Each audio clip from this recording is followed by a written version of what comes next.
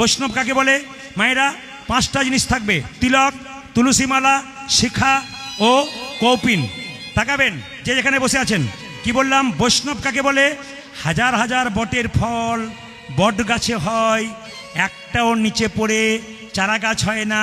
পাখিতে খেয়ে স্টোমাকে গিয়ে হজম করে ছাতের কান্নিসে পায়খানা করে, তার থেকে চারা গাছ হয়। হাজার হাজার লোকের মুখে কৃষ্ণ নাম শুনলে তোমার ভেতরে প্রেমের অঙ্কুর হবে না। যতক্ষণ না বৈষ্ণবের মুখে হরিনাম শুনবে ততক্ষণ তোমার ভেতরে কৃষ্ণ প্রেমের অঙ্কুর হবে না। 2, তাকাবেন। আর বৈষ্ণব কাকে বলে? আপনাদের এলাকায় গরুর হাট কোথায় আছে আমি জানি না, কিন্তু আপনারা হয়তো জানেন। দেখবেন আপনি গাভী কিনেছেন, বাছুর কিনেছেন। মায়েরা বলুন তো, গাভীটাকে টানবেন, গাভী আসবে? জোরে বলুন। কেন আসবে না? বাছুরটা আসছে না বলে। তাহলে গাভীকে যতই টানুন গাভী আসবে না। বাছুরটাকে কোলে করে এগিয়ে যান, গাভীকে ডাকতে হবে না, গাভী বাছুরের পেছন পেছন যাবে।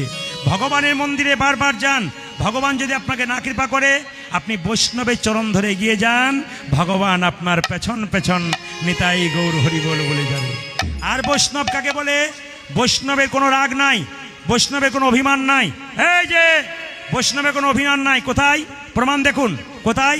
একটা কলেজে পড়া মেয়ে ছাতের উপরে দাঁড়িয়ে আছে, একটা বৈষ্ণব ন্যাড়া মাথা, সিকি রেখেছে, তিলক দিয়েছে, গঙ্গা থেকে স্নান করে আসছে। মেয়েটি বলল, এ বৈষ্ণব, বৈষ্ণবের মাথায় থুতু ফেলে দিল। আমরা হলে কি বলতাম? নেমে আয়, তারপর দেখ তুই কত বড় মেয়ে হয়েছিস, দেখাচ্ছি। কিন্তু সে কি বলল? আরে তুই আমার মাথায় থুতু ফেলে দিলি? আচ্ছা ঠিক আছে বাবা, আবার আমি গঙ্গা স্নান করে আসি। আবার গঙ্গা স্নান করতে গেল, আবার বৈষ্ণব আসছে, এ বৈষ্ণব। বৈষ্ণব বললো, আরে মা, আবার থুতু ফেলে দিলি তো? আচ্ছা ঠিক আছে বাবা, আবার গঙ্গা স্নান করছি। 10 বার গঙ্গা স্নান করেছে, 10 বার থুতু ফেলেছে। 11 বার যখন গঙ্গা স্নান করে আসছে, যখন মেয়েটি থুতু ফেলতে যাবে, তখন সঙ্গে সঙ্গে মেয়েটির বাবা চিৎকার করে বলল, তোর লজ্জা করে না? বলে, কেন? নেমে আয় তুই, বৈষ্ণবের মাথায় থুতু ফেলছিস, বিয়ে পাস করেছিস, লজ্জা করা দরকার, তুই কলেজে পাস পড়েছিস, নেমে আয় তুই। বৈষ্ণব বলছে, বাবা আপনার মেয়েকে আপনি বকবেন না। বলে, কেন? আপনার মেয়ের জন্যে আমার লাভ হয়ে গেছে। কেন? আমার মেয়ে আপনার মাথায় থুতু ফেলেছে, আপনার লাভ হয়েছে? বলে, হ্যাঁ। কিসের লাভ?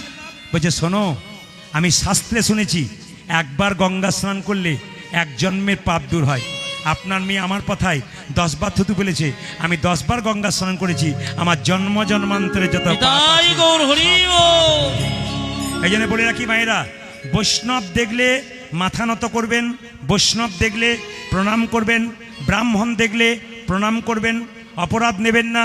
বৈষ্ণবের নিন্দা নয়, ব্রাহ্মণের নিন্দা নয়, শাস্ত্রের নিন্দা নয়, কোনো জায়গাতে এই নিন্দা আপনারা শুনবেন না, তাহলে গোটা কীর্তনটা আপনাদের বেকার হয়ে যাবে।